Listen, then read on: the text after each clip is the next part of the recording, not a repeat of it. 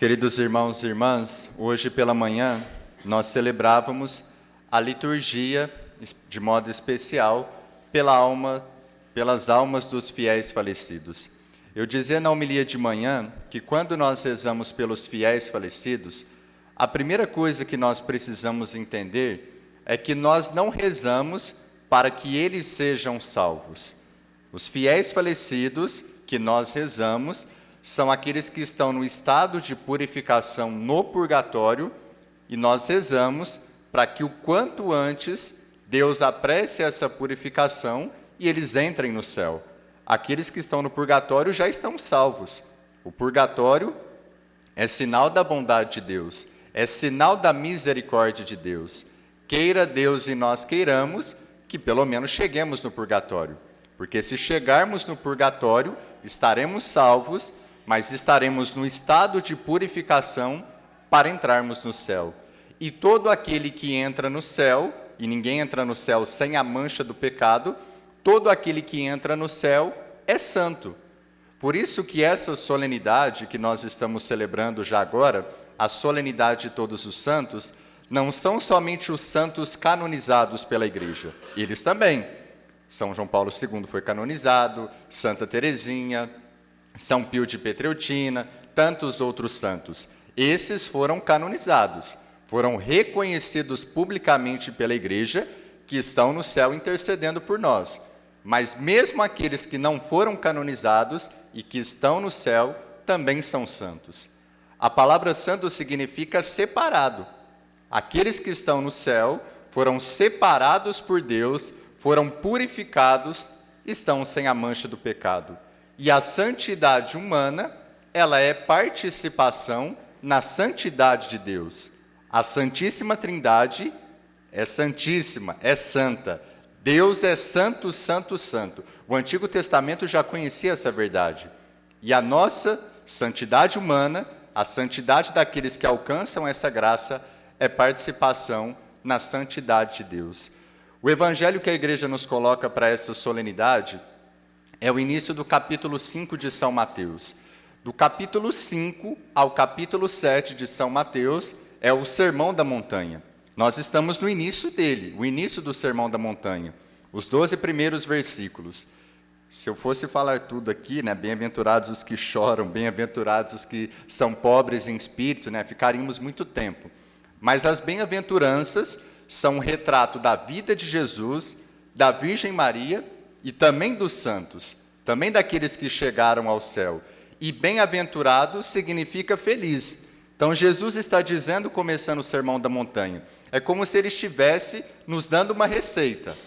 Olha, vocês serão felizes na ótica de Deus, se forem aflitos, se forem pobres de espírito, se forem perseguidos, se forem mansos, se tiverem fome e sede de justiça. Então Jesus está nos indicando aquilo que nós precisamos passar e que precisamos ter na ótica de Deus para sermos felizes. Eu só vou comentar uma das bem-aventuranças. A tradução que chega para nós no lecionário, no versículo 4, diz assim: bem-aventurados os aflitos, porque serão consolados. Algumas traduções dizem: bem-aventurados os que choram, porque Deus os consolará. Bem-aventurados os que choram, porque serão consolados.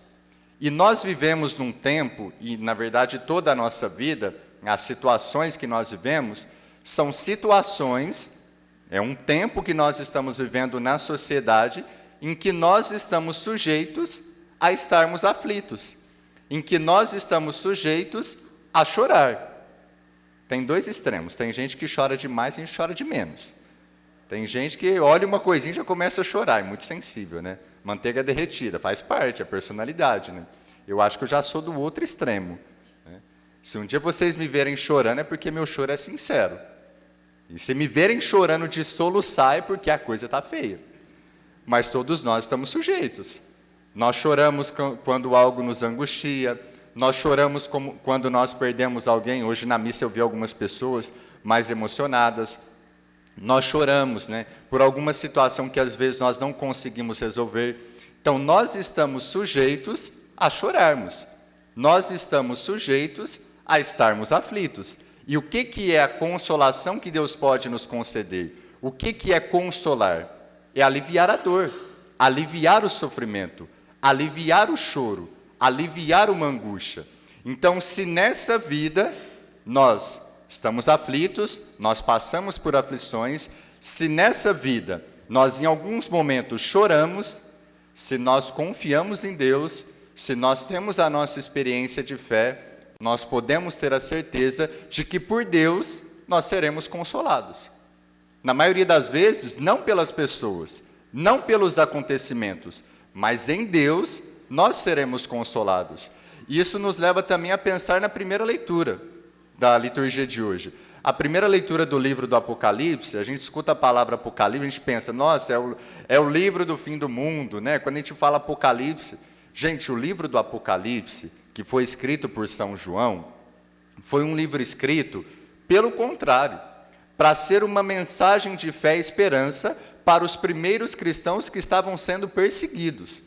É um livro que usa muitos símbolos, realmente, mas não é uma mensagem de destruição, não é uma mensagem de desesperança, é uma mensagem de fé e de esperança, porque o livro do Apocalipse vai mostrar no seu final que o Cordeiro triunfará, que é o próprio Jesus Cristo. E a leitura de hoje que nós ouvimos, que repleta de símbolos, repleta de significados, vai falar dos 144.000, que não tem nada a ver com aquilo que os testemunhos de Jeová falam. Se esse for o número daqueles que foram salvos, né, acabou para a gente, viu? Estamos no século 21, está todo mundo lascado, ninguém vai se salvar. 144.000 faz uma referência às 12 tribos de Israel, aos 12 apóstolos, porque se você pega o número, multiplica, e significa a universalidade da salvação por meio da igreja. Depois fala que alguns, né, os servos de Deus, foram marcados na fronte, estavam com as vestes brancas e foram lavados no sangue do Cordeiro. E depois aparece uma pergunta: quem são esses que foram marcados na fronte, que estavam com as vestes brancas e que foram lavados no sangue do Cordeiro? Aí aparece uma resposta: esses são aqueles que vieram da grande tribulação. Se vocês já participaram de um batismo depois de adulto, eu, como padre, eu posso presidir.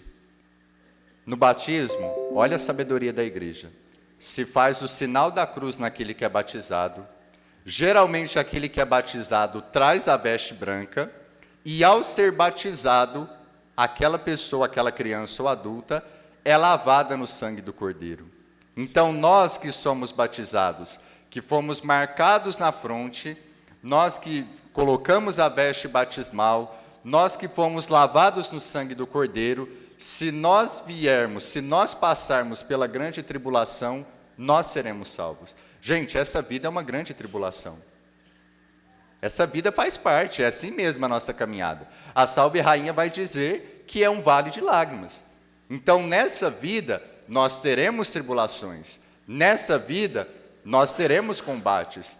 Nessa vida, nós enfrentaremos dificuldades. Mas bem-aventurados, felizes seremos nós, se passarmos pelas tribulações, se passarmos pelas aflições, mas lavados no sangue do Cordeiro, perseverantes, fiéis, nós alcançaremos a vida eterna no céu. Santo Agostinho, que foi um santo que viveu nos séculos IV e V, né, no início da era cristã, ele, quando já olhava e já pensava naqueles santos que foram canonizados pela igreja, Santo Agostinho se perguntava: se eles venceram, por que eu também não posso vencer? Se eles combateram e saíram vitoriosos, por que eu também não posso ser vitorioso? Pode ser, gente, que a maioria de nós aqui, ou todos nós, não sei, né, não seremos canonizados um dia. Não seremos reconhecidos publicamente pela igreja como pessoas que estão no céu e que os outros aqui podem pedir a nossa intercessão. Mas se entrarmos no céu, nós seremos santos. Nós seremos separados, libertos, purificados da mancha do pecado, estaremos diante de Deus. E todos aqueles que estão lá realmente puderam ouvir isso. Foram marcados na fronte, levaram a veste batismal, foram lavados no sangue do Cordeiro e venceram a grande tribulação. Então, queridos irmãos e irmãs, celebrando essa solenidade de hoje, vamos agradecer a Deus, que nos concede intercessores numerosos. Imaginem quantos santos canonizados nós temos. Imaginem quanto mais serão aqueles que, mesmo não canonizados, estão no céu intercedendo por nós. Agradeçamos a Deus. E nós temos os mesmos meios que eles tiveram para vencer. Os sacramentos da igreja, a nossa vida de oração, o nosso processo de conversão e de santificação, a intercessão da Virgem Maria, a intercessão de São José. No combate dessa vida, nós precisamos contar com essas armas para chegarmos vitoriosos à glória eterna.